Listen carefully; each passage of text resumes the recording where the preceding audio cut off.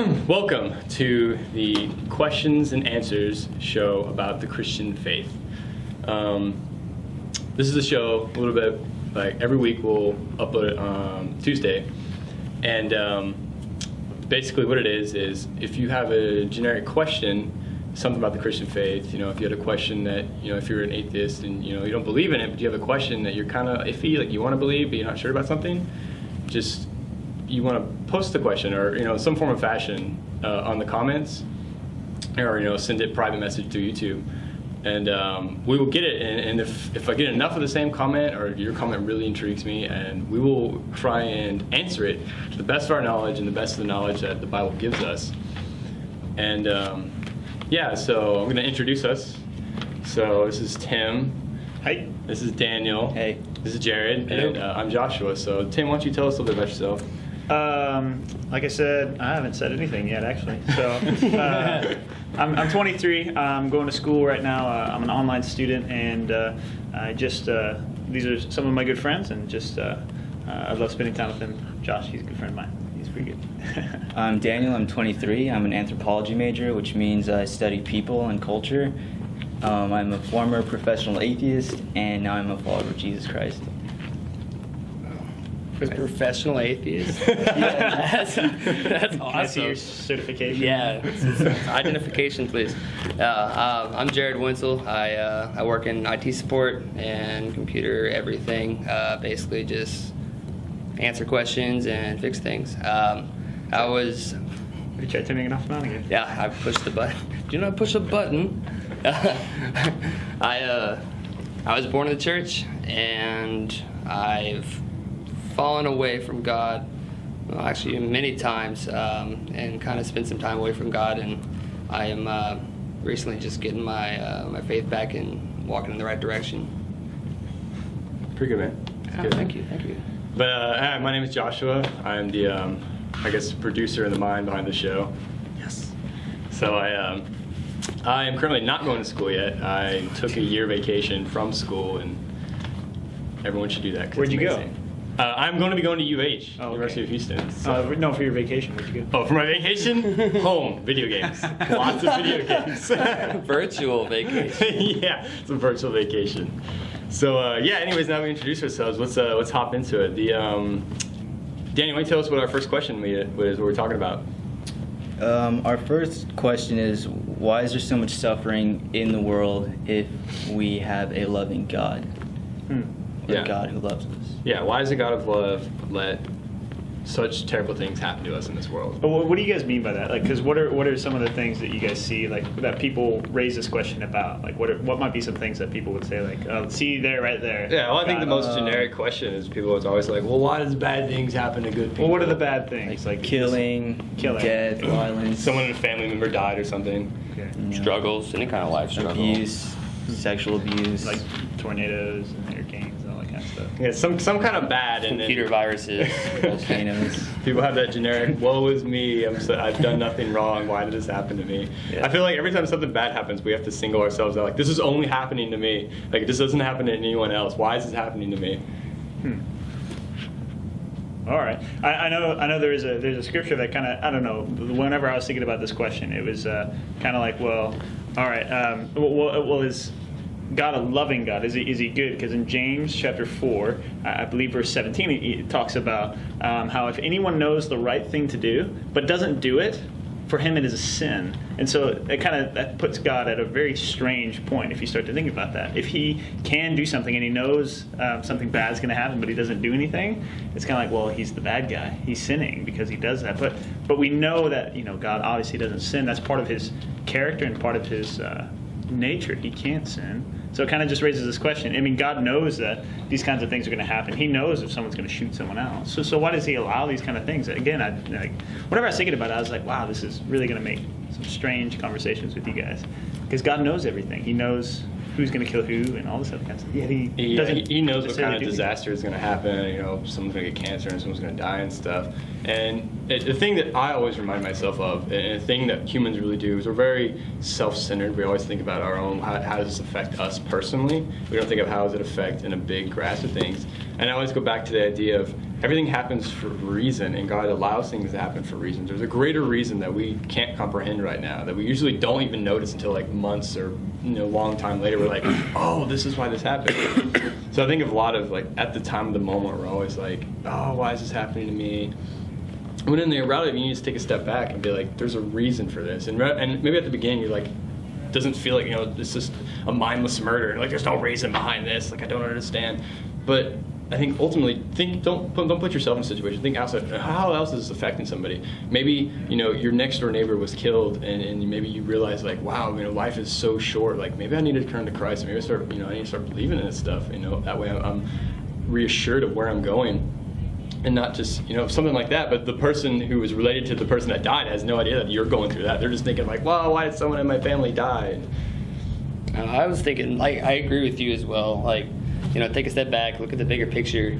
Ironically, this morning, before I even looked at the questions that, we were going to discuss today, I was reading in Job, just like the one that popped up for the day. And it was Job 38 through 40. And the verses that I caught my eye, that was verses 4 through 7. Where you were, I laid the foundation of the earth. Tell me you know so much. Who determined its dimensions and stretched out its surveying line? What supported its foundations, and who laid its cornerstone? So basically, God's questioning Job. So Job, was kind of thinking, why are you doing this to me, God? What's going on? And God goes back to him, and instead of just saying, why he's allowing this kind of stuff to happen, he's just saying, where were you whenever I built the earth? Where were you whenever, I decided, where the waters stop and the land begins?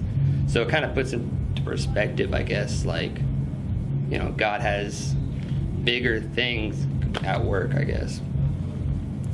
Yeah, because when I asked you guys, like, what are some of the different things that people might say that, and you said, like, yeah, people shooting each other or stealing or, like, people die and stuff like that. It just kind of, like, well, a lot of the things that have in common with each other is just that these are people's choices. So, like, why did this person die of cancer? Or, why did this person shoot another person? But it kind of raises, like, God has to give us free will, because that's really what love's all about is... I'm not going to make you love me, but I want you to choose me. And so God, obviously, he gives us a choice to choose him or not to choose him. And in Romans 1, it talks about how, God said, hey, I'm going to give them over to their desires. Like, I'm going to give them over to all the wickedness that's in their heart, because I can't make them choose me. And because of that, sadly, a lot of people choose to do stuff that's not very good for other people. Yeah, not only to yourself. Everyone kind of fails to see the bigger picture, so they will do the wrong thing, and then later down the line they suffer the consequences, and all of a sudden they're like, oh no, why do these bad things happen? It's like, well, you should have done the right thing in the first place. Yeah, but also the other side of it, where it's the people that are doing wrong to others, that's free will as well. So this innocent person's walking down the street, they get hit by a car because someone was texting while they're driving, and it just or something. They just run someone over. So it it's free will all the way, and God lets it happen.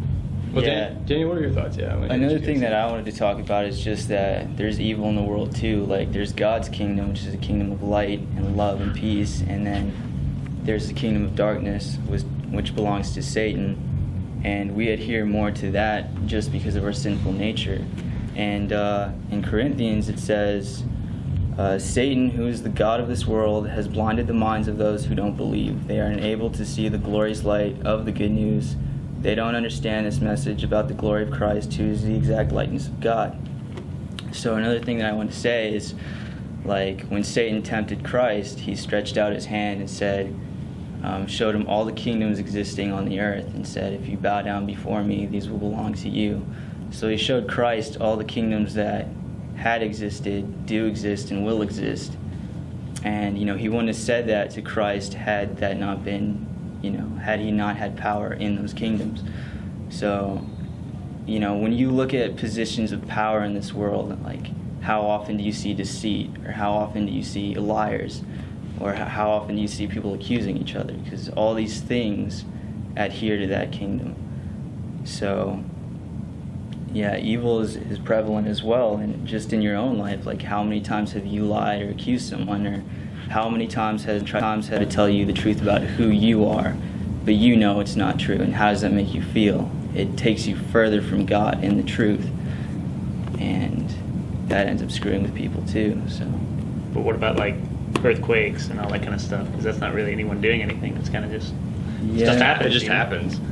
Why just got a lot of that? Maybe we can come back to that one later or something. I don't know. Yes, that's. I mean, that kind of brings me into, because I hear a lot when people say, why do bad things happen to good people, and it made me think that. Well, I mean, who was good? I mean, we all know there was only one good person that ever was on the face of this planet, and we murdered him. Yeah. So I mean, no one's good. I mean, we all have a corrupt heart. We're all born into sin. So I mean, there are no good. So think of it. Why do bad things happen to bad people? Because they're bad.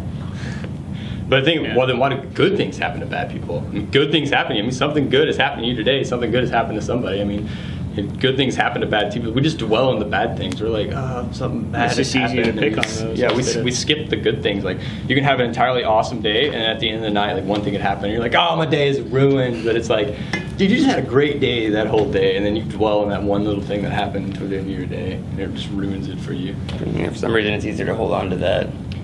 Yeah, we It's easy to spot them too, because you're like, this is wrong. But whenever things are going well, like, Yeah. I don't know about you guys, but I didn't think about my car whenever I got in it, because it just worked and went good. Like, if something went wrong, I would notice it. But if something's bad, like really good, like it's almost like I don't even notice it, because that's the way it should be. Mm-hmm. And I guess that kind of raises the point, like, think we should be good, we should be perfect, we should be, and that's kind of like God has placed eternity in the hearts of men, as it talks about in Ecclesiastes. We are meant for something more than bad. We're meant for good, and that's why, like, when good stuff happens, it's like, well, this is normal. It's almost like we don't even.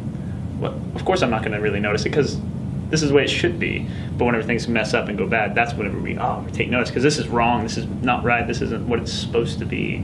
Mm-hmm. So that's pretty cool. That just kind of came to me. Nice. So it was tied together to an end answer to this question. So what do you guys think? Why does God allow bad things to happen to us? I mean, what's the closest answer we can get to that? well, really, I think it's all together to pull us closer to Himself, to take us away from our ego and our pride and the way that we view things. But because I think God speaks to everyone in different ways. If they just need to be able to listen and have open minds to be able to see what He's doing. But ultimately, I just think He tries to make pathways for people to get to know Him at different stages, because He's constantly working through the sin and all the God's always working, but we're so selfish that we tend to miss out on what He's doing. So if you just invite God into your circumstances, and you say, hey, this happened to me, but you know what, I want to be free from this, and I don't want to think the same way about it. But it's not just a way of positive thinking. It takes something deeper than that, and ultimately it's faith. But yeah, communicating with God, asking Him into your life, He'll start showing up. Agreed. Yeah, I mean, Daniel kind of took it from me. I think a lot of it's just the bad things happen to kind of wake you up to a higher power, a one being that controls everything. Because ultimately you're not in control. I mean, you're in control of your own life to a degree, but at the end of the day, I mean, things happen that you've never planned all the time because you're not really in control. Yeah. I like to think we are, but